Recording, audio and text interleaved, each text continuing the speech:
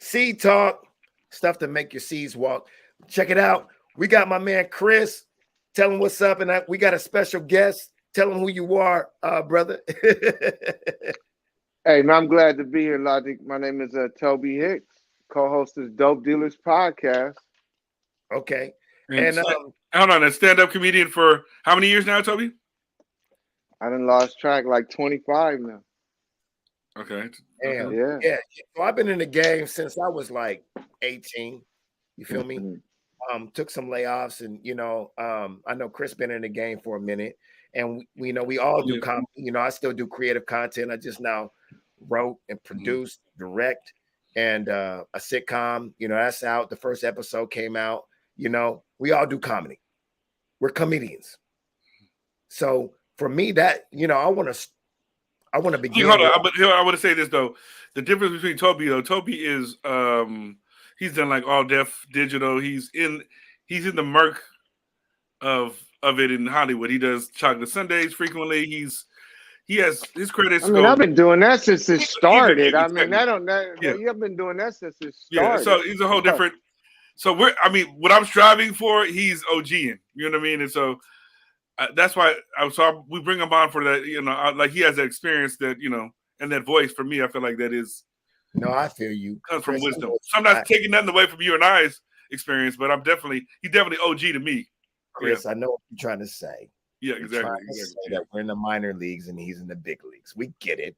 Yeah, absolutely. And just years of work. I mean, I've been to like 15 countries performing for the military, all type of shit, in Iraq, Afghanistan, and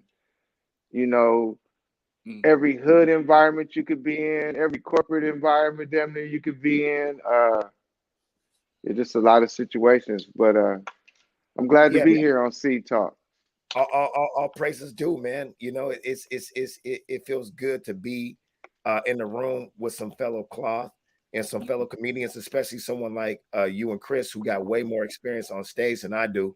But we're all humorous, and yeah, man, we respect this craft. You feel me? And I want to begin where I want to end. It's about for me, it's about respecting the craft.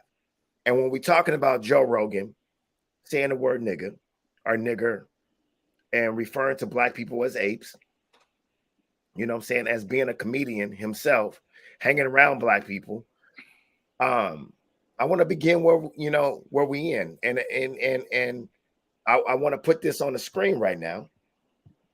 Is canceling or checking Joe Rogan threaten our freedom of speech? And so I'm all about freedom of speech, but I'm all about, dealing with the consequences of what you say too.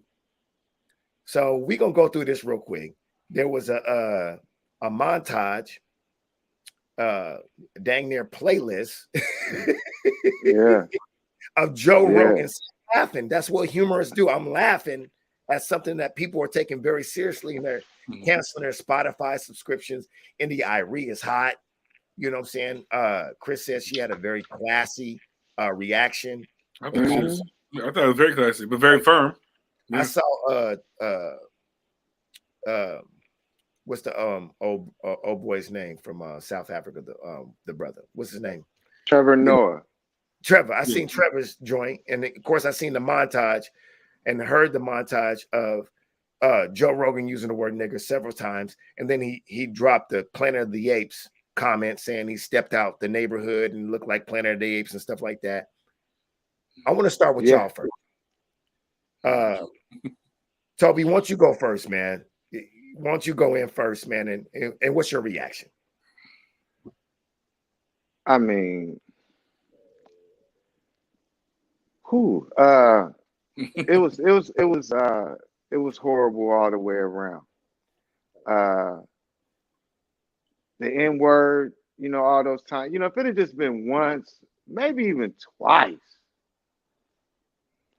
maybe could have said, okay, he's wrong for that, but oh well. But when you see all those different times and different outfits and different shirts and different beard lengths and different hair, he had hair, didn't have hair, all those different times him saying it. You said you could tell it was going through a duration of time. Yes, yes. It's in, so that just lets you know it's embedded. Toby, you can't be doing this to the production quality, bro. Yep. Toby, And then, Hey, we lost you. We lost I'm you. here. There you go. You're good. There you go. Go Yep. ahead. Yep. Yeah. No, and I said and being the fact that just lets you know obviously it's embedded in him. And then the ape situation, say he went to go seen it in Philadelphia, so we know which is predominantly black, and he's calling everybody apes. That's another thing. Then the misinformation regarding COVID. I mean, so it's not just one thing. It's not just the N word that just gets me so furious when it comes. It's just the whole. It's all of this shit combined. Uh, Makes it tough to stomach. It ain't. He's coming at you from all different angles. I mean, he's having white supremacists on the show, and but that's his audience. So no, it shouldn't be. Joe shouldn't be canceled or nothing. But see, he should just be exposed for the person that he is and the way he has been. But I don't want to forget this part. Like for some people, they might have worked with Joe. Joe might have put money in their pocket, and he might have been cool with them, and I can understand that. And they have a right to still feel good about it if they want to or whatever. But I mean, like if it was me, if I had worked with Joe, I would have come out and I would have handled it either two ways. Either I would have not said nothing at all, or I'd have come out and said, well, I worked with Joe for years. He's done a lot for me. He put money in my pocket, but what he did was horrific. It shouldn't have been done. I talked to him and told him that I was disappointed in him for these actions, and but that's where I stand, and there's nothing wrong with that. But to just hear people just come out and say I just support him and just leave it at that, then it's like, how? I mean, how can you just say you support him without giving some type of premise when there's been such horrific things said? Even speaking of having young female comics do sexual favors with him just for stage time and stuff like that on his podcast, and Joe just laughing and agreeing with it. It's just been so much that it's just tough Wait. Hold to on. handle all of it. Hold on. He said that he has had women comics exchange sex for stage time. He has. He's been involved in conversations, and Oh, he involved. Yeah, he was involved. Joe didn't say, but one of his best friends in the business said it, and then Joe was right there laughing and agreeing with it, and he would have been around. So yeah, I mean, I'm sure the whole birds of a feather flock together. I'm sure they all have taken part in it. They was all at the venue together every night. Okay. That's fair. And it's like, with the whole compilation of the things, it makes it horrific, more horrific than just the N word and the apes, which is just, I mean, but like I said, nobody should cancel them. People have a right to leave Spotify. Go right ahead. Okay, so Toby, so it's numerous things that you brought up, and that was good because I like that you went out of the spectrum in the circle of just him saying the word nigger. You talked about, number one, him saying the word nigger. You talk about him calling black people apes. I don't think people understand, or some people might not know the reference. He said he stepped out the car, and I think he actually said a nigger neighborhood. He said we was going to see Planet of the Apes, and we stepped out the car, and we was in Planet of the Apes. Yeah, okay. He was in Philadelphia. He said, no, he actually, you know what he said? And then he said, I thought I was in Africa. Remember? And I was like, wow. I mean, who's wow. And then what about the comment? And then also the comments of when he had the gentleman on and he said that, there's no real black people in America, it's all different shades. He said the only black people are in Africa walking around naked. Yep. Wow. Yeah, I read that too. So then you said you have a problem with the quote unquote COVID misinformation. Yeah. And then you said he basically aligns himself and is kind of like an accessory And what I hear you say is guilty because of association, because he aligns himself with comedians who have said, you know, women comedians can trade sex for stage time, and they laugh about it. I mean, he pretty much does locker room humor. He's very sophomoric. I mean, and I'm gonna go to Chris, but I'm gonna push back a little bit. Mm-hmm. His humor is very, very adjacent to Dave Chappelle. A little bit, but here's the thing, though.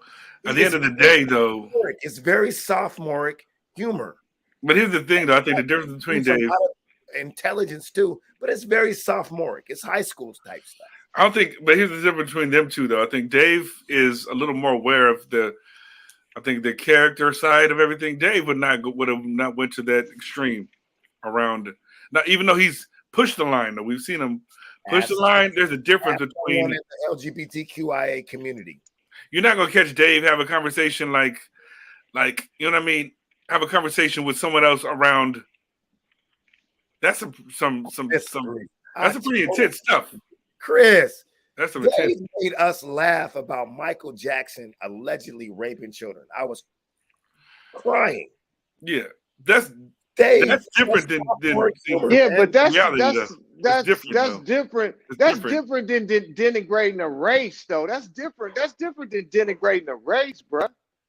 That don't even compare to the same thing as what Joe Rogan did. Yeah.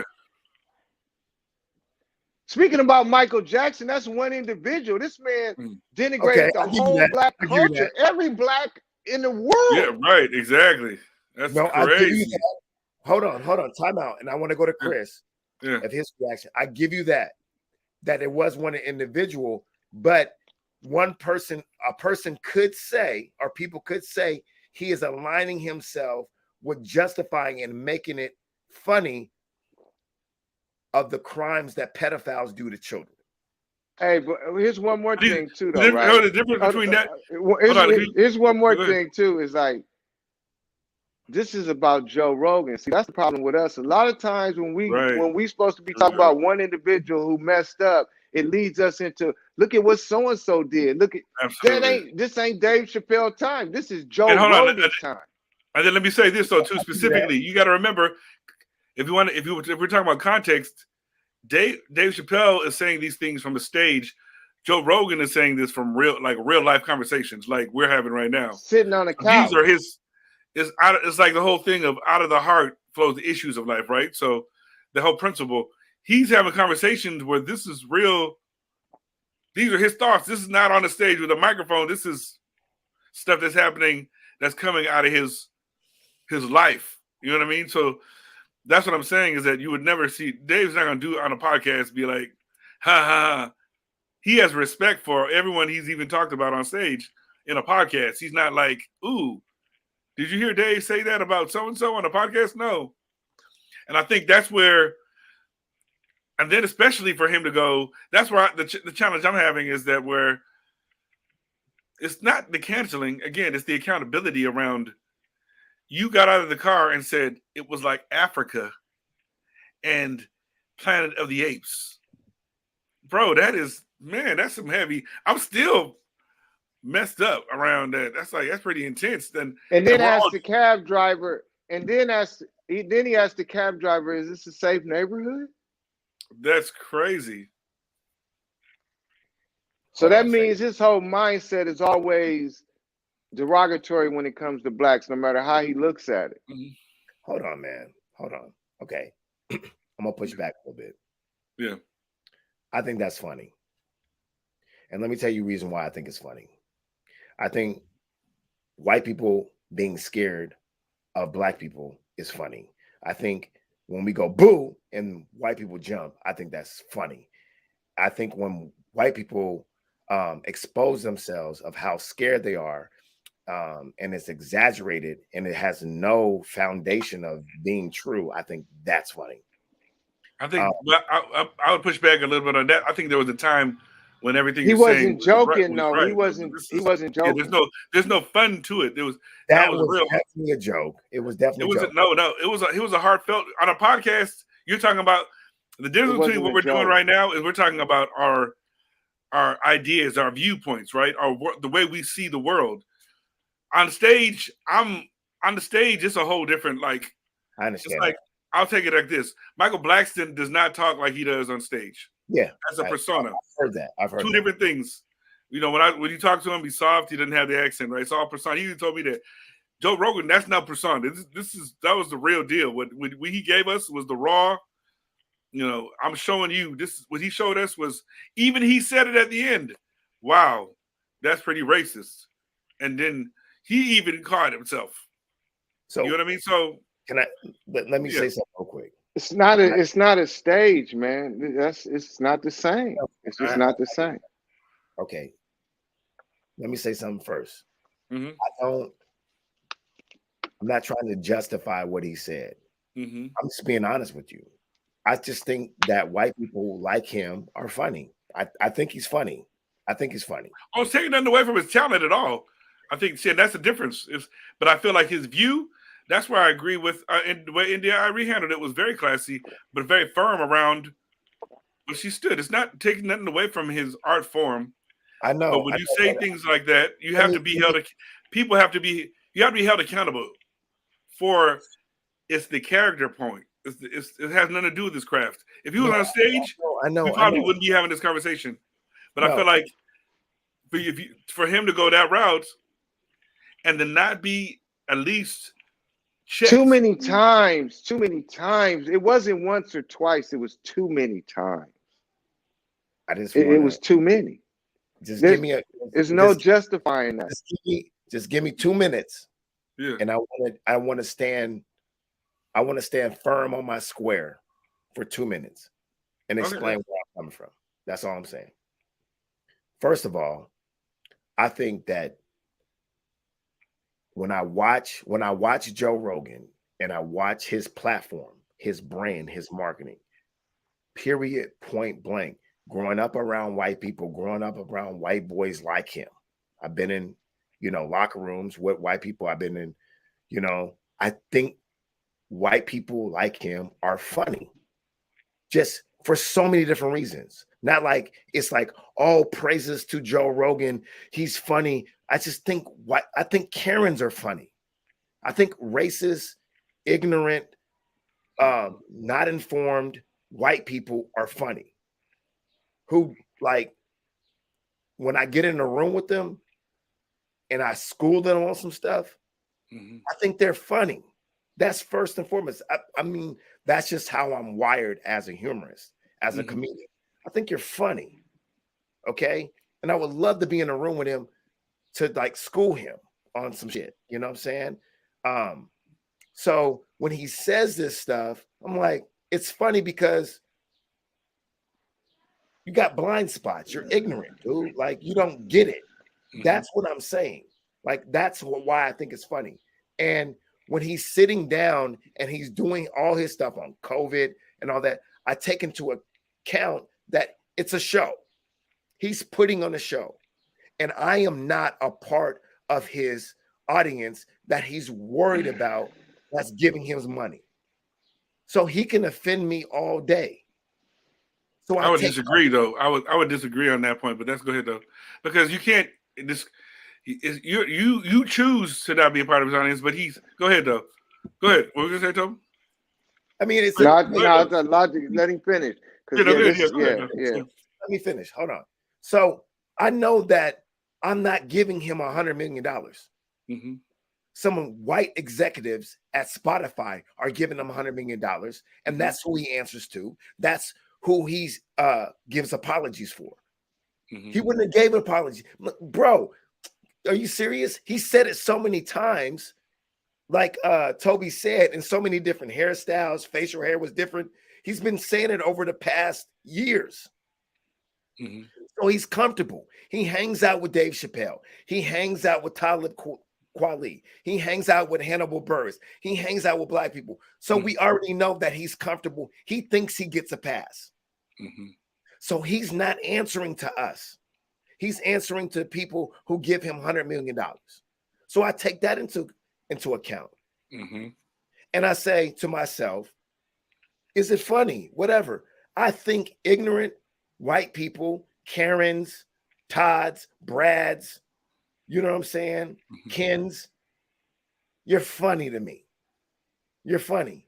I don't take you seriously.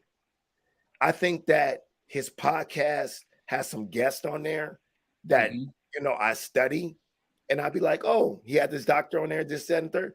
But he is a regular white dude who has blind spot that made it big, that occasionally hangs out with black people. I'm not distracted by him. I'm more focused on how does it impact my craft. So I hear Toby, I hear Chris, and I'm like, yeah, this is problematic. That's whack. Like, you feel me? But at the same time, people have tried to fire me from my job for saying a lot less than Joe Rogan. And I want to protect that craft.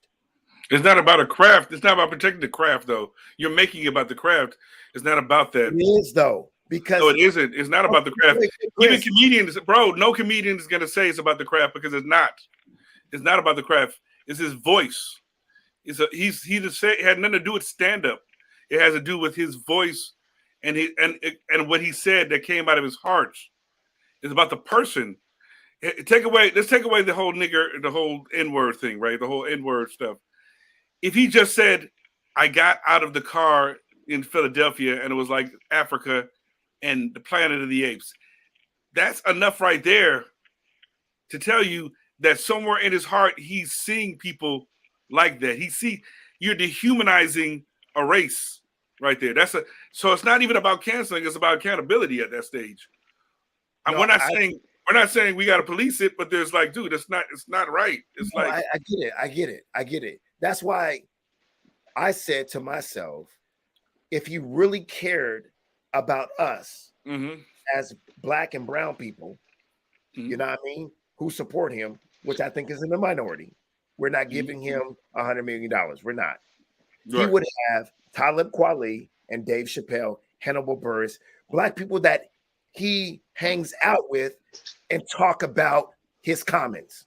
Or like I told you on the phone earlier, I think we need to go to extreme with Hannibal or even like Talib, Dave, and bring on India Ari, because that's the person that's offended. You offended India Ari.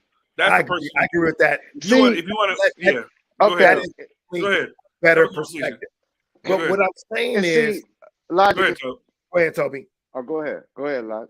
I was gonna say, Lodge, you like what you're saying. You have a right to feel the way you do and look at it from the way you're looking at it. Absolutely. But see, the problem is that you're coming at it from a humorous side or whatever. But the other millions of black people they're not. There's no way they could come from the side that you're coming from. You have a right to come from that side, but the masses ain't. And he knows what he's doing, and he doesn't even feel like he has a past because, as he said, that was years ago. I don't say it anymore. I know how bad it is. So now he's lying. He still says it. I mean, you just tell when this that embedded. You don't just stop all of a sudden, you know.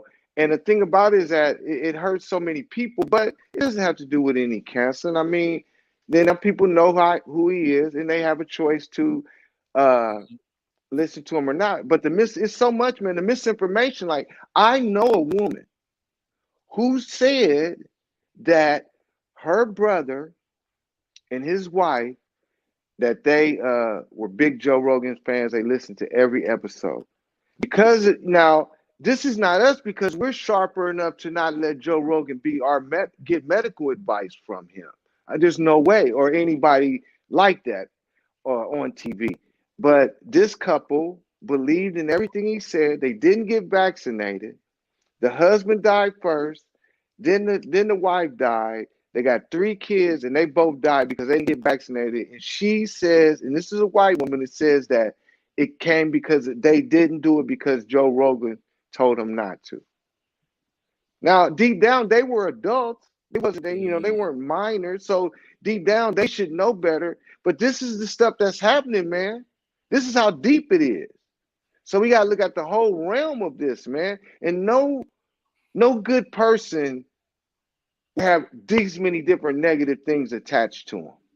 Hold on. It's humanly impossible. I would say just a quick to add on that. I feel like that's the responsibility, though. I'm just gonna say that's not fair. No, it's not. They were grown. It's not his fault. But you know what I'm saying. The It's a same way people listen responsibility. to Trump and they didn't go get vaccinated. Now, should There they you have go. listened to Trump or Joe Rogan? No, we know they shouldn't. But we're different people. We're sharper than that. But just think about Right. somebody, a white person that didn't even graduate high school in a rural area, listening to that. Their mind could be coerced into believing that and doing the shit. Hold on, Yeah. Toby. Let Toby, me yeah. real quick. Us. Yeah, okay, I got you. Go ahead. Yeah. Hold on. Let me tell you why that's not fair. Because I've seen several Joe Rogan episodes where he's never said don't get vaccinated. He's never said that. I seen it. He has said it. I seen it when he said it. What he has said is some people don't need to get vaccinated based on the criteria by the CDC saying who is, more prone to die when they get COVID. You're bringing in a whole different element of it, but he's had doctors. Well, But I think I seen. Hold on. Kobe, hold on. He's had people on his show that have actually checked him on his COVID information and pushed back and actually proved him wrong.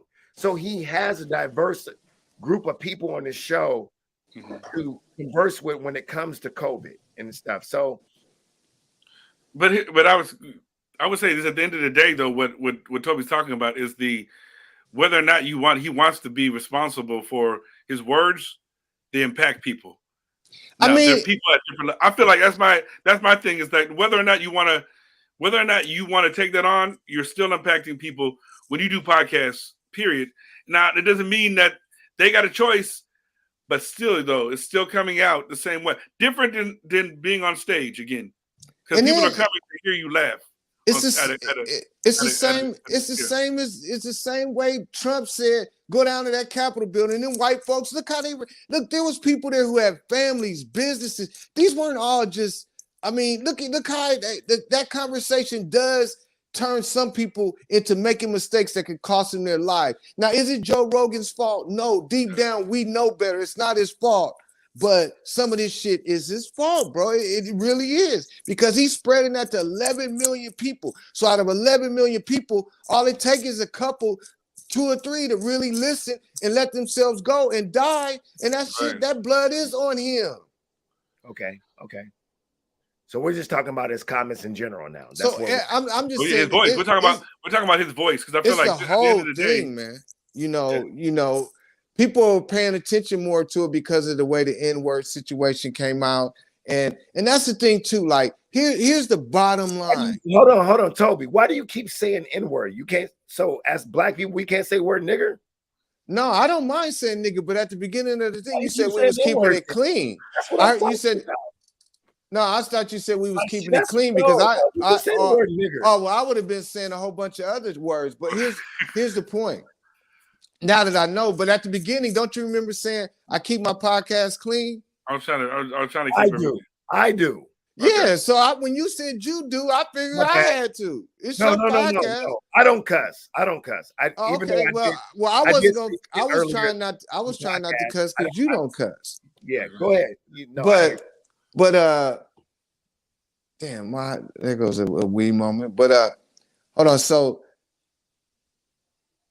damn, I forgot what I was going to say. While you're saying that, here's my thought around just in general. Here's the way I was raised. I feel, even just with my godfather, I feel like whenever you decide to speak, or you're an author, or even I think comedy on some level, but it all depends. But I think whenever you're getting on a podcast, it's like with that, I think you have to understand I feel like there's a responsibility that I have that someone's going to take what I have to say as truth, right? That's how we develop followers, right? And so, and I've seen this myself. I remember over the years in following, and I still have a high respect for my godfather, but he was a mega church pastor, and for a long time, everything was gospel. And a lot of people do this with their, they deify their pastors, right, or their leaders, whatever they are. in whatever they're in, right? And I think the challenge is the accountability factor. Is that, you know, no matter what you're doing, whether you're a comedian, whether you're a pastor, whether you're a politician, your words are going to affect people. And we've seen it time and time again where it affect them negative, positive, or whatever, you know, it can affect them, you know, in a way that will take their lives. You know what I mean? In my case, my godfather, you know, had some challenges, you know, ended up having to, you know, some challenges with the IRS at the end of the day. And that affected a lot of people. You know what I mean? And because they were so closely following someone. And I think that's where, I mean, we know better than that, right? When it comes to Joe Rogan or anyone, but at the same time, too, it's the accountability factor. I think, you know, we just live in a different time where to some people, yeah, we come from a place where we can brush it off. Yeah. But you got a lot of people that are even afraid to. I know people in the industry that are even afraid to even speak out because they don't want to mess up their connections. You know, remember what I mean, Toby? Mm-hmm. You got comedians that are afraid to talk about their truth. But what happened to like Fight the Power and all this other hip hop stuff against that? But you know, I mean, it's almost like people don't want to just call it what it is when it comes out, but it's still there. And I think that's where, and I'm talking from just a general, you know, perspective, not, you know, but I mean, you know, it's the same. It's the same as when Trump like talked to those people on January 6th and they ran up into the Capitol. It's the same effect that Joe is having on certain people. Not every person, but certain people. And it's like, I mean, look at it. But see, we're different because look at it. Barack Obama, when he was president, Barack could have told us, hey, look, y'all, they got Michelle, Oprah, and Beyonce. They holding them hostage in the Capitol building. And niggas still wouldn't have ran up in the Capitol building. We wouldn't have paid our motherfucking way to DC and all that old shit. We'd have been like, well, how are we supposed to get there, Barack? Who's buying the ticket? Them white folks, he talked to them into a manner to where they just ran off, spent their own money, and ran up in the motherfucking building. And Joe Rogan got that same type of power with those white folks that follow him. Because most of his followers aren't the most educated people in the world. So they will fall into the trap of doing and just believing everything he says and letting it totally affect their life. You won't, because you got a whole different mindset. I agree. Look, when people have a good point, I'm gonna say they got a good point. You and Chris got a good point. Right. And I know, and I'm confident that Joe Rogan has millions of followers, literally millions. He's the greatest and popular podcaster, if not just in the United States. I mean, he might be the most. I think I might have seen where it might be had the biggest following in the world. I could be wrong on that too. I think I seen that shit. So with that you're right. You guys are right. He does have a responsibility. And I would say that you don't always have to hold on and accept that responsibility, but you have to deal with the consequences. And the way he's dealing with the consequences is saying, I have all this power and my responsibility is held up in Spotify because they're giving me $100 million. That's what I'm saying. And what I'm saying as a listener, as a receiver of what he is saying, instead of, and I'm not taking any responsibility away from Joe Rogan. I think y'all two brothers are right. Y'all right and exact. When he says stuff that's not cool, that's racist, that's bigoted, that is inappropriate, you shouldn't say it. I agree with you. Because he has the responsibility not to say it because he has so much power and influence. And the reason why I agree with y'all too is because I know that as a principal. I can't just be walking through the schools in the hallways, calling kids out of their names. Wait, hold on. I can't even call a kid I can't be like, you're a badass kid. I can't even say that, even though their actions are bad. Because of the influence and power I have. Look, Parents, students cuss me out almost daily. Mhm. I have the responsibility to be like, I make 6 figures. You know what I'm saying? I got a Hey. tie on. You know, I'm gonna do this paperwork. I'm gonna be professional. I get it. Because I accept that responsibility. He has a right not to accept that responsibility. He has a right to say, my boss, my God, my supervisor, my manager is Spotify. If they tell me to apologize because they're giving me $100 million, that's what I'm going to do. I just want people to understand that's how the game works. And don't focus on Joe Rogan. Focus on educating yourself, whether it's COVID, whether it's the use of the word nigger, whether it's social justice, whatever. Don't just follow Joe Rogan. Educate yourself. And I know I'm speaking from a position of privilege. I want you to get to the point where you like, this is I'm going to take it as it goes. This is just a funny freaking white boy with blind spots. That's not my focus. Keep it moving. The number 2 thing I want to say, because I know Toby want to say something. Hold on. Before I forget, you know what? I got one more thing to say, because y'all been talking a lot. I want to say one more thing. I'm going to push back on you, Chris. Because as a comedian, this is my brand right now. A podcast. Us, you know, talking, shooting stuff. I could say something in this podcast that could be quote unquote inappropriate, that could get me canceled. One of y'all could say the word bitch. Y'all could say any of the inappropriate words. Y'all could use a homophobic slur. And I would defend y'all and be like, this is our brand. No, we're comedians. We're talking about this. No, I would disagree though. Podcasts aren't the brand of a comedian. The podcast is different than stand-up.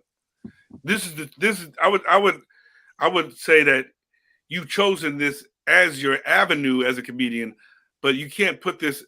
A comedian's not going to say this is part of this is an avenue for you.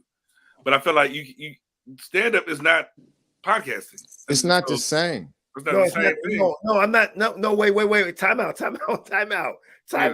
fellow comedians. I'm not saying it's the same.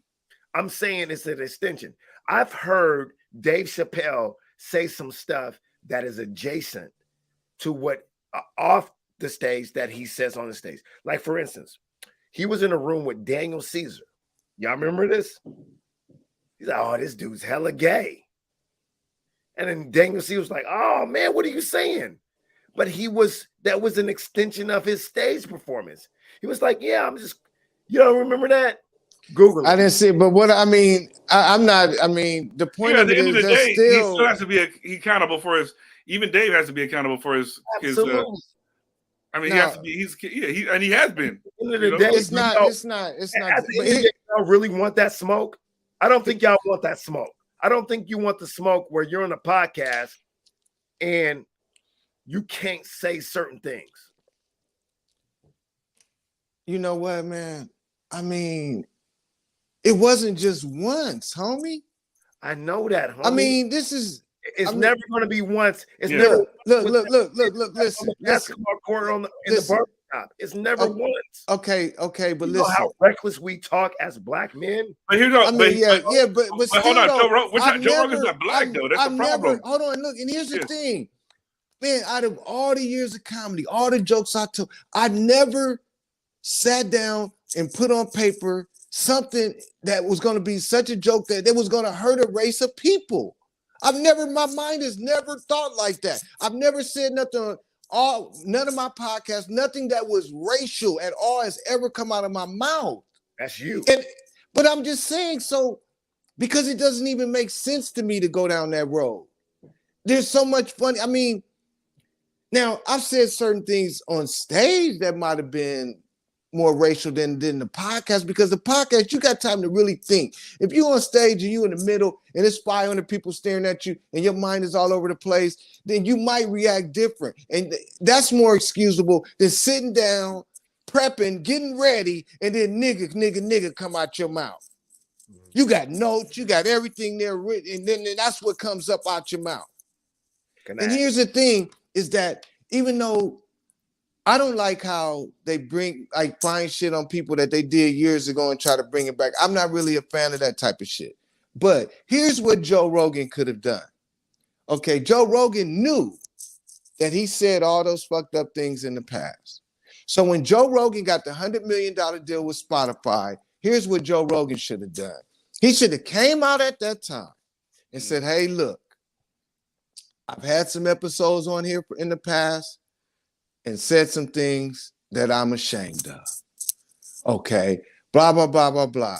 I will not be saying nothing like that in the future on my podcast, but I did it in the past. I apologize. I'm sorry. Let's move forward. And nobody would have said shit to him about his $100 million deal. But he tried to play it like, fuck it, it's there. They might not see it. The people that don't listen, they ain't gonna know about it. But the people that follow me, they know how I am. And this is the motherfucking rallying cry to him. So that shit's still there for him.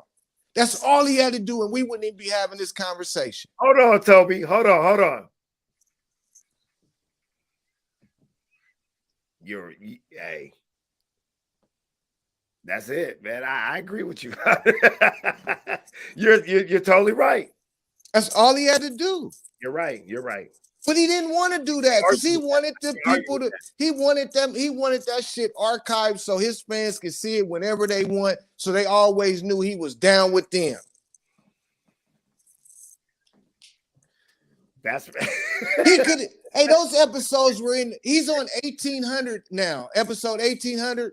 Most of that stuff was in the 300. He could have took those episodes down right when he signed the deal. He could have Toby, we're saying the same thing. He didn't have to. People didn't even have to find out about that. Saying the same thing. We are not his audience. He is pandering to his audience. He is loyal. He has an allegiance to his audience, which is white. He all he had to do is apologize up front. Soon as he got ready to sign his name on that contract, apology should have came out, signed his name, and told everybody to keep it moving. Let me ask you another question real quick. What is the responsibility of the Black people, specifically Black comedians, that hang around him in his camp? Well, like I said before, like I would hope, that like I said, if he's been cool with him and they ain't never seen that side of him, that's on them. They can, I wouldn't fault nobody for still being friends. That side of him, everyone's seen the montage. Well, no, what I'm saying is though, if they've been friends with him and they've had different experiences, like for years, like they might have a 10-year relationship with him, then I would hope, I'm not saying they should end their friendship, but I would hope that they would have had a conversation with him and told him like, yo, bro, this shit was foul how you did it, blah, blah, blah. And hopefully he apologized to those people and then they can move forward as they see fit. I would hope that's how it would go down. You can't just tell somebody. Hold on, Toby. You know what Black people want to say. So what you're saying, Toby, is the Black people in his camp just say, oh, okay, yeah. All right, man. Yeah, man. Don't say that stuff again. And then continue. No, I said if they see fit. I can't tell nobody how to think. Well, now we talking about people on his camp or friends? I'm talking about I'm saying even if they in his camp, like say if they feature for him, then they got to make a decision on how they feel about it. Right. That makes it, yeah. That's all I'm saying. I'm not saying they should just say, all right, I don't know how far these people go back. If they got a 10-year relationship, then maybe he's got credit built up with them. That's all I'm saying. Hold on. Let's get into it real quick. So say you friends with Joe Rogan for 10 years. We all Black men, brown men. Feel me? Let's do it. So Toby, you friends with him, this stuff comes out, and you tour with him, Toby, and he asks you to go out on tour with him after this happens. What are you gonna do? You gonna go on tour with him or not? That's a tough call. Answer the question. Well, no. I mean, it's a tough call. I mean, that's kind of one, like, unless you're in a situation. But like I said, if I've been touring with him for years, I would go out with him probably. But if he just wanted me to start touring with him now, so like I could be the protection for him, then no, I probably wouldn't. But if I had already been out with him for years, I would probably keep going out because I would have made a statement to the black people to let them know what's going on, to where they felt comfortable saying, with whatever I said. That's when I would have talked to him. If I've been working with him for 10 years, I wouldn't necessarily just stop, because at that point, I would become the voice of reason, for the people and say what's been going on. But if he just said, "Hey, Toby, you want to go out with me now?" Then no, because now I'm not being no buffer. But if I had been working with him for 10 years, then I might still keep working. Okay. I can't just say I would just quit that day. Yes. Okay. I respect that. I respect that response. That's great. But I would have told him exactly how I felt, and then I would have did a post online to let black people know what I said to him and the way I feel. And just because, and not that I would owe them any explanation, but I would just do that because it just seems like the right thing to do. And with some of the people that are in this camp, they're not saying nothing. They just going, "I support him." Like either you support him and say why and just and explain yourself, or just don't say nothing at all. But they felt like they had to let Joe know that, "Joe, I'm supporting you. I'm standing behind you, and I ain't even saying nothing to my black people about it." See, that's where I would have been different. I could say, okay, I'll still work, but I'm gonna tell the people what's going on and what I said to them and where we at and everything. I'm not just gonna hide and just keep rolling like, okay, fuck my people. Okay, cool, Toby. All right, Chris, what's up? You going on tour with him? You open up for him? You getting that bag? With Joe? If you ask me, like you said, if you ask me after, or is it if I already have it? It don't matter. You going getting that bag? No, if he asks me after, no, because if I have a relationship with him, I'm gonna have a conversation with him about it, and I'm still even thinking about maybe no, because I disagree with the views. Mm-hmm.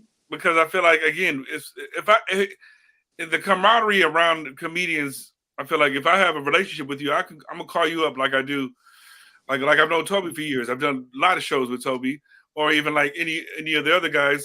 I'm gonna have a heart-to-heart first around it, and if we don't align, I'm not going. I mean, I'm just not going. I mean, no matter what. I mean, a lot of people, you just see it a lot too, where you got to really know who you are, I think, in this industry, or else you'll get pulled and end up selling yourself in one way or another. And I want to live with myself around what I want to be about as a person, not even just a comedian. Right.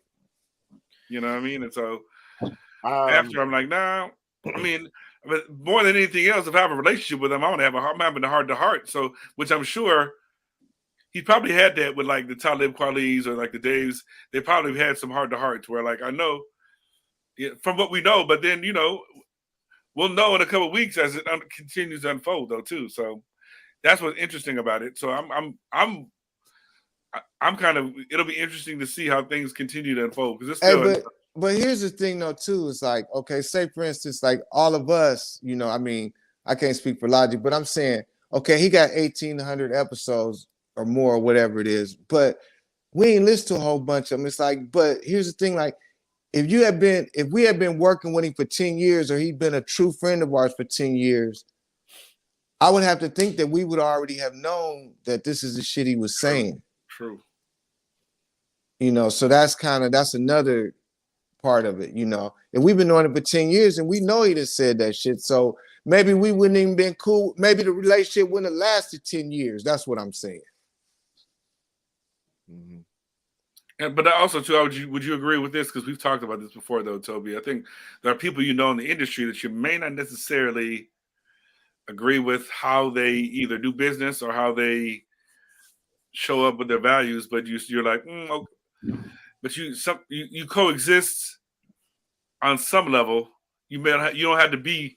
This is a business where you can go and perform and coexist and be on your way. You don't have to always agree with where they're at, even though, because there's a lot of people I'm like, I can't hang with them, but I'll go do work with them. And here's the thing, like I don't want to cut you up, but like going back to your point, Logic, is like there has been white comedians that have said nigger on stage, and people got upset with them. Some people, but everybody wasn't like, it wasn't like every black person wanted to just beat their ass because it was on stage. Like they knew that they didn't like it. They knew that the white comic was wrong, but they accepted it a little bit more as opposed to you just sitting around a table just chit-chatting and that's just what's coming out your mouth.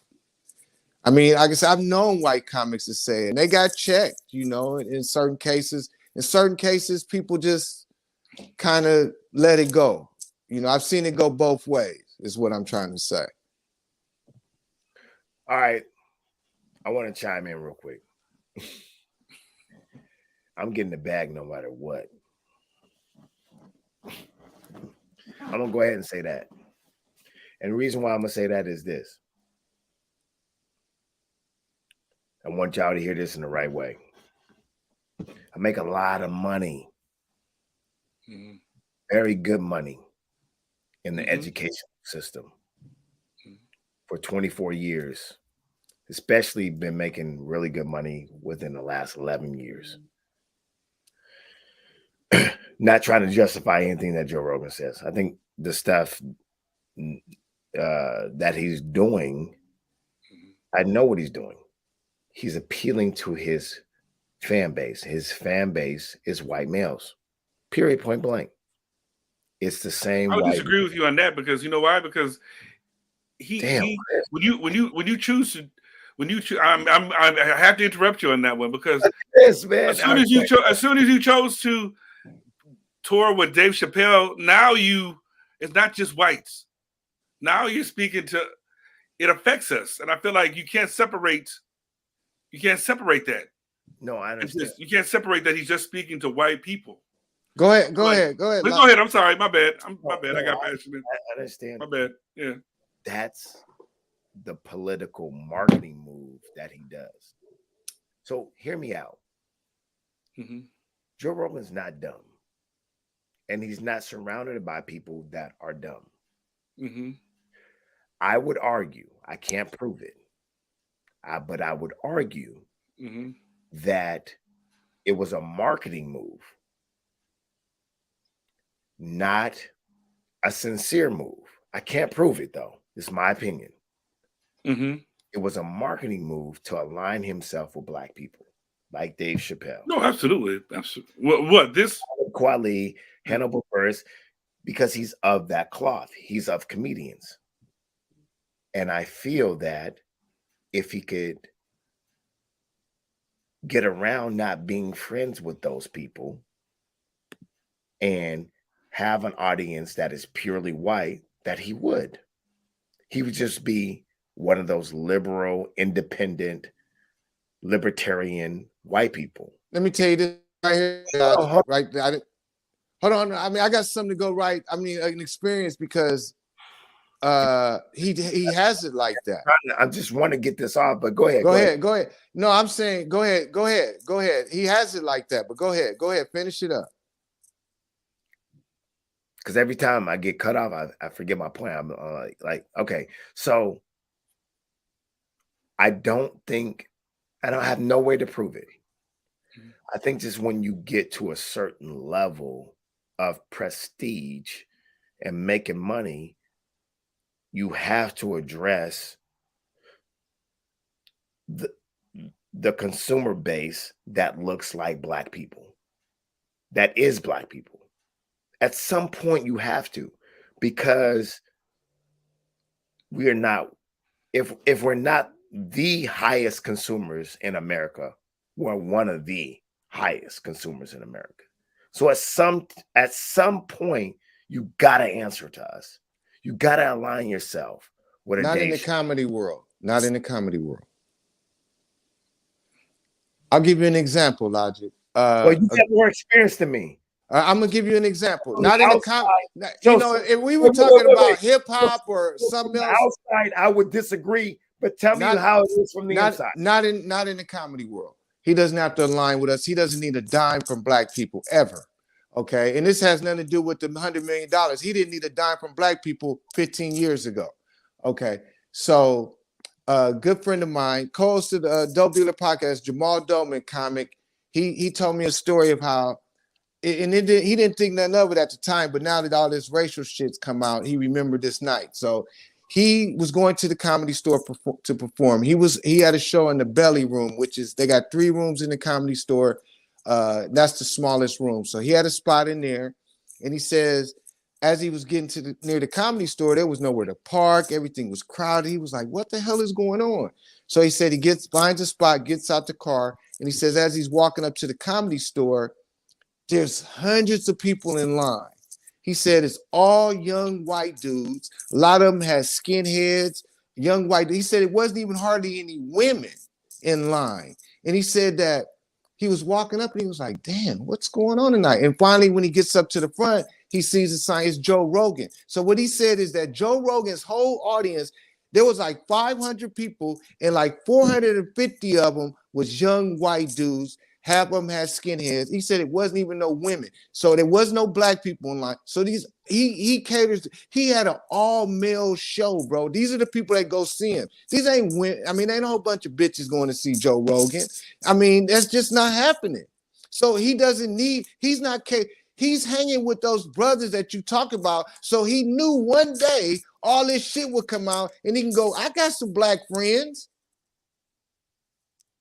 That's to throw motherfuckers off the real motherfucking shit he's been talking all this time. Kobe, hold on.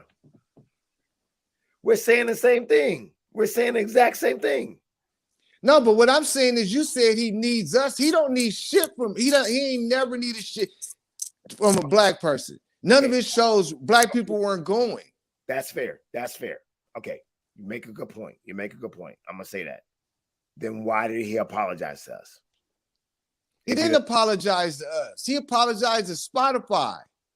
He just said us. He didn't give a fuck about us. If he'd gave a fuck, like I said, he would have talked. He'd apologized before he signed that contract. Once you get into the realm of $100 million, you know motherfuckers gonna find everything fucked up they can find. He should have got out in front of it. That's fair. That's fair. He apologized when this shit got. When somebody finally decided to edit it and put it all together. If that shit never would have happened, he never would have said a word. That's fair. That's one way to look at it. I'm not mad at that. I'm not mad. He ain't apologized to us. He don't give a fuck about what we think. But Toby, listen. I would argue that we're saying the same thing. I say that you and I are saying the same thing.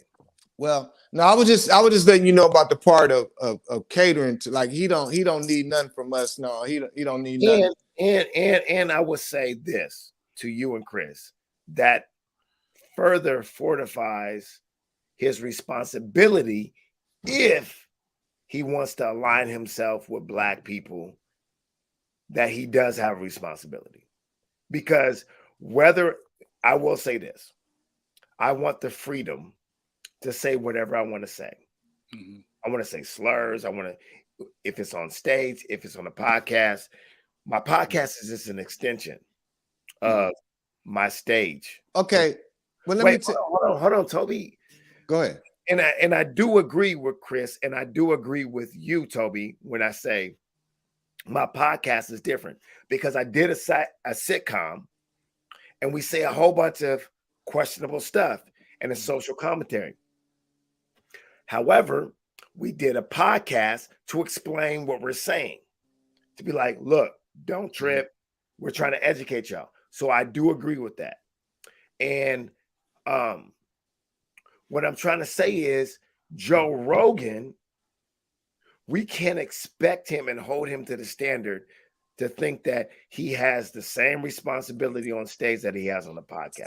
But I do agree with you, though. Ideally, ethically, he should. You should not, even though you have the right to say everything. This is what I wanted to say. If you know you're going to trigger someone with your words, then ethically, responsibly, you shouldn't say it. That's the bottom line. And I'm gonna push back a little bit, Toby, because in your diatribe, in your rant, you used the word bitch. You was like, bitches was there, and like, to some people be like, that's a trigger. You're doing a podcast, you're not on stage. You know what I mean? So, like, that's what I'm saying about protecting the craft. Like, should we be able to say bitches on? That's nowhere near the same. That's nowhere near the same. Nowhere near the same. I'm saying, hey, wait, hold on, Toby. It doesn't have to be the same. Yeah. Call you on that though. So, well, they can call me on that. I'll accept that one, but I won't accept. Should we be able to say they won't be able to call me on saying nothing about Jews or saying nothing about? No, I get it. They won't be able to call me on nothing like that. No, I get it, Toby. No, I get it. No, I'm not. I just want to say at the end of the day, I'm gonna ask you and Chris. Like, so we're doing this podcast, so we're speaking casually. So if we just like speaking casually, you know, trigger warning. This is an example. So should we be able to be like, hey man, there was hella bitches out there, and then the bitches did this, and this bitch came up to me and said, is that cool? If that's who you are, that's cool. But I'm saying all of that type of shit. I would say ain't even my character anyway. But if that's somebody's character, that's cool. But what I'm saying is though, that's what's that? No, that's not the same. That's not the same as nigga, man. That don't even compare. Here's the thing, though. At the end of the day, that's not even. I mean, it's not even work. That doesn't compare. That's come on, bro.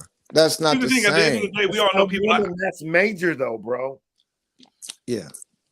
I mean, I guess you can almost say. I mean, a person can say anything that's gonna damn near offend somebody, but his history and the shit that we're talking about, this is about Joe Rogan. This ain't about Toby Hicks and what I say and me saying bitch. This is about what he did. We got to keep the energy on what the fuck he did. Okay. Not on what we all could do. And it's like this. See, here's the thing too. Like when you said you would take the bag and all this, it's things like, okay. I would. But here's the thing, like I can see you saying that now, but as you just said yourself, you're not performing a whole lot. You haven't been. See, I've been on the road with big name comics, like where I've been working with them for years. And if shit like this occurred, you can't just say you would take the bag, because not only are you working with the motherfucker, you're basically living with them, because you're in the same hotel, you're riding in the same cars, you're eating at the same time. See, you got to sit there. You can't just say. Now, I wouldn't say I wouldn't, but you can't just say you can, because it ain't just you just show up at the show, do the show, and that's the only interaction. You on the plane with the motherfucker. It's the whole thing. Y'all got to be like family. Let me clarify. I'm getting the bag. Yeah. I'm saying. Well, I mean, you got to. It's a lot more than. It's a lot of shit you got to endure to get that bag as opposed to just doing the show. No, I hear you. Let me just make this point. When I get on stage, it's going to be a part of multiple bits. It's going to be, I'm going to get the bag, but it's going to be a part of multiple bits that I do. It is. And the thing is, bro, I make good money. I'm able to live in Seattle through the educational system. The educational system makes a lot of money off the oppression of Black and brown people. Period, point blank. We're just as influential, if not more influential, than law enforcement, because everyone goes through the school system. And I'm a part of that system. And I make good money. And if I'm not willing to block the bag from the school system that does more damage than a Joe Rogan or whatever do, because all our children mostly go through the school system.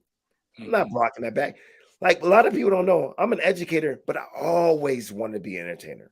I still, like, I'm sitting in a room that's one half a library, other half recording studio.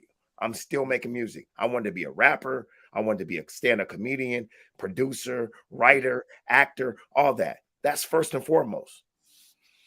So I can only imagine the compromises and the sacrifices that people had to do and work for racist people to make it big in the industry. You know about that, Toby. You know. Yeah, but like I say though, it's like I say, I see what you're saying, but it's easier said than done when you got to be with somebody for years. Right. You know, because you're spending You're spending more. I spent more time with comedians than I had my family. Yep. So it's a whole nother thing. You can't just say because it ain't as easy as it sounds like. No, it's not. It's not as easy as I'm not trying to take away and be dismissive of anything you're saying. But the bottom line is though, more man, than me. The bottom line is that, man. But here's the thing: is that I would even all he had to do is apologize when he signed that deal. Yeah. Got in front of the story. Said I did these episodes. This was 8 years ago. It was 10 years ago or some shit like that. And we wouldn't even be having this conversation. But homie, that was not his intentions because he don't give a fuck. And I guarantee you right now, I will bet everything I'll ever be able to come up with. Something tells me in my heart that if every black person that was friends with Joe Rogan just quit talking to him, I don't think it would bother him one bit. And I'm gonna leave it right there. I agree with you. Chris, would you go on tour with Joe Rogan for a nice sum of money? Would you go on tour and would you open up for him? No, I'm a relationship guy, so either way, I would have to. If I didn't connect with him, and that's how I work now. I mean, there's certain people that I work with now that I don't agree. I'm okay with the exposure, but I don't agree with the way their character and integrity are everything in this business. And you got to be ready to walk away from certain things that look like opportunities in order to maintain yourself. And there's this right off the back, I would say no. I'd have to have a conversation with him, see where his heart is, because at the end of the day, I can if I go on tour with him, I got to deal with him as a person.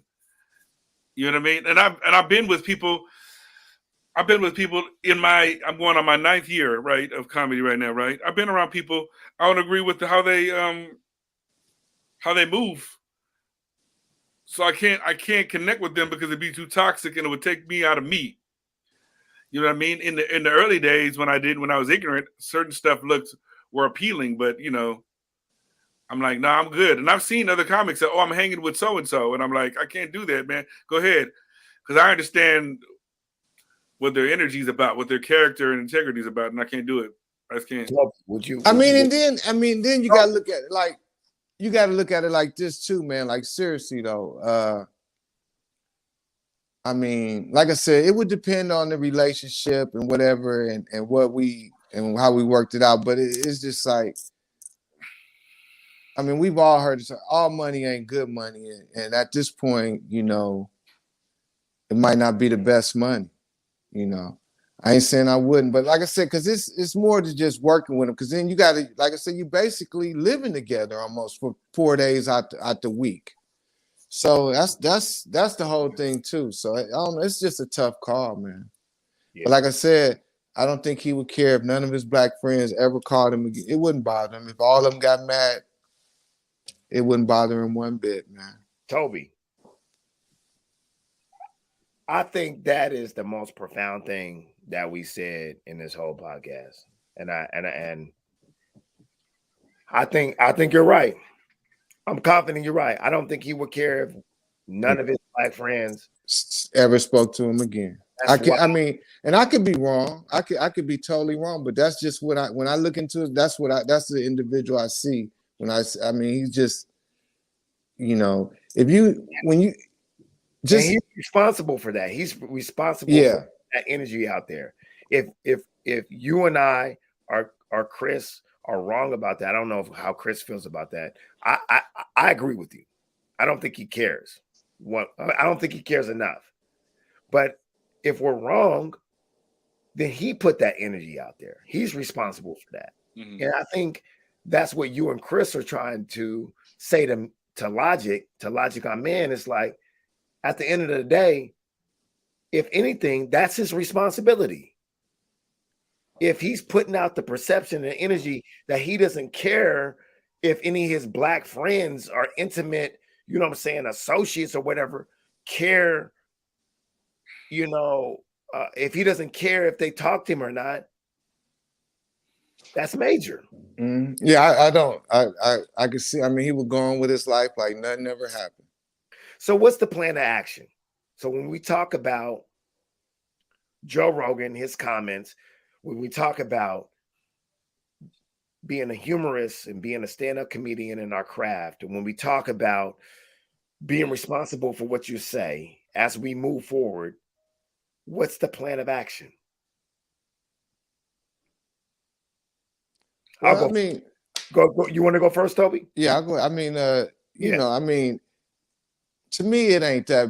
I mean, it ain't that serious when it comes to. I mean, like for Joe, like now people know, so it's up to them. They could decide on how they handle it going forth. If they want to listen to his podcast, or if they want to go to one of his performances, it's on them.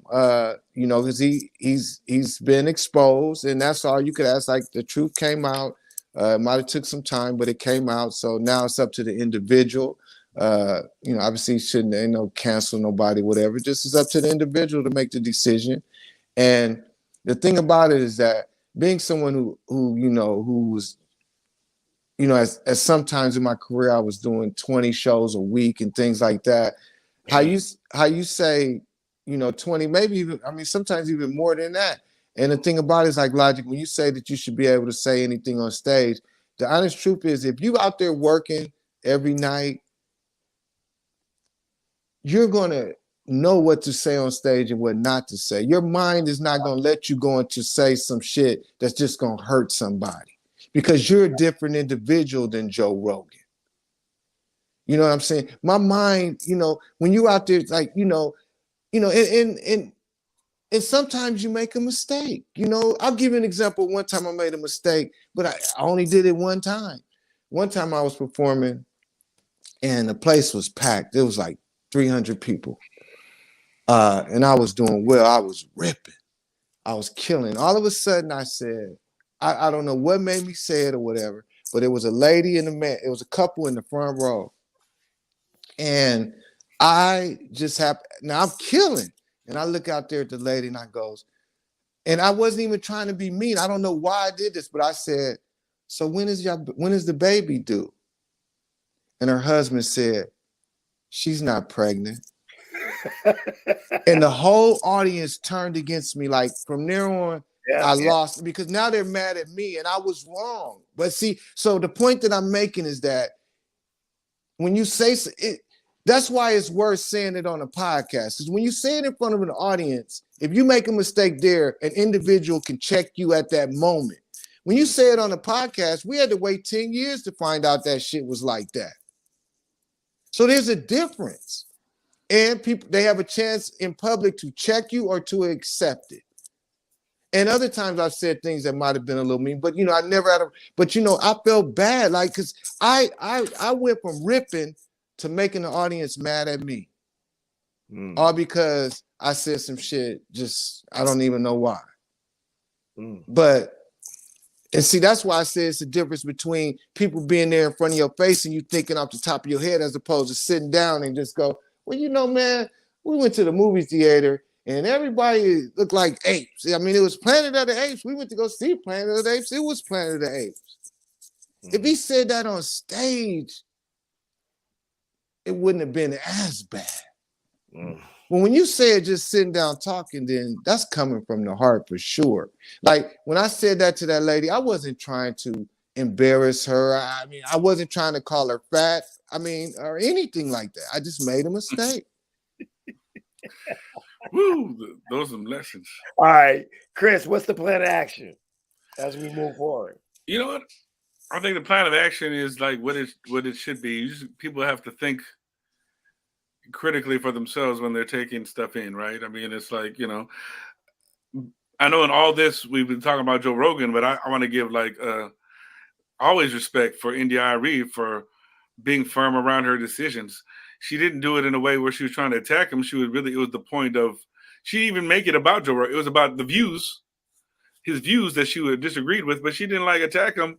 She was just really classy around, you know what?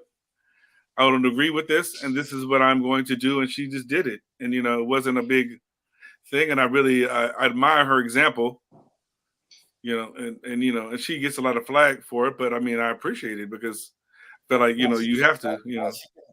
I mean, she was basically saying too, is that okay, y'all paying us peanuts on the dollar. Y'all paying us a Yeah. small fee, but y'all taking the money that you make from us and giving this man $100 million to say all this ridiculous shit.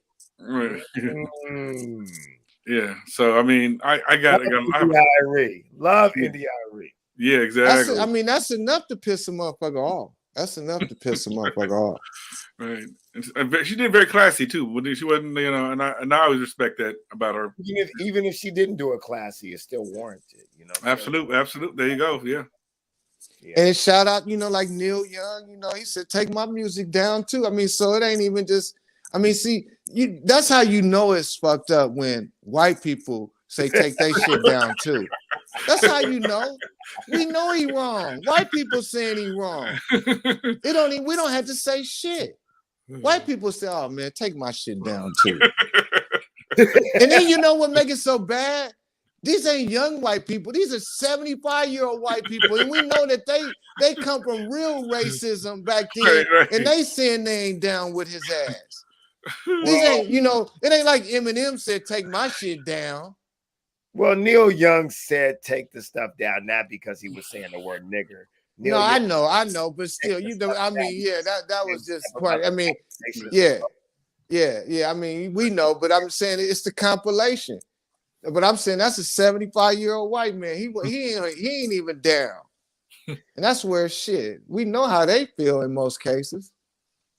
My plan of action, so we can close out. Everyone share this, by the way. C Talk, share this and whatnot. My plan of action is have a backup plan for everything that you say, and have a clarification for everything you say. So me as a comedian, let me say this, who has directed, produced, and wrote a sitcom, always be able to not necessarily justify, but defend your art and know the difference between art form, commentary, and what is real. Those are three different things. Your art form, which is comedy, the commentary, which is the opinion, and then the reality of how all that stuff plays out in real life. Those are three different things. You should be willing and ready. And like Toby said, have it locked, stocked, and ready. Like, don't wait. Like already, like when you do a bit, have a commentary or have a follow-up to the bit already written saying this is why I did it, and these are the Easter eggs. These are the you know what I'm saying? These are the breadcrumbs. That's what I do. Like when you heard this is what we're trying to do. A perfect example is like the Carmichael show. I really like that show, but they do a really good job of addressing bigotry, racism, sexism, anti-gay stuff, and homophobia. That's why they got that shit right off the TV. Go ahead. You don't like it? You don't like? No, I'm saying no. I know. I mean, I know Gerard. That's my guy. I remember him when he first, as a kid, showed up in LA. But my point is, that's why the show didn't last that long. Go ahead. Yeah, but that's what I'm saying. Is like it was so obvious of what they were doing. Like they were pointing out the stuff. They were exposing it. And have you seen Gerard since then? Nah, I haven't. And that's why I say I see it from y'all perspective. You know what I mean? Like Joe don't really do that. Joe has never done that. Joe has never said the word nigger or said some Planet Ape stuff or whatever, and then been like, yo, I got Dave Chappelle on the show. This is my guy. Let me, let's tap in and see what he thinks about what I said and da-da-da. And I'm gonna try to learn from him. Right. Because he knows that's not his audience. And that's another part of my plan of action is like know what people's audience is and figure out if you're a part of that audience or not. if they're speaking to you, and know who your audience is.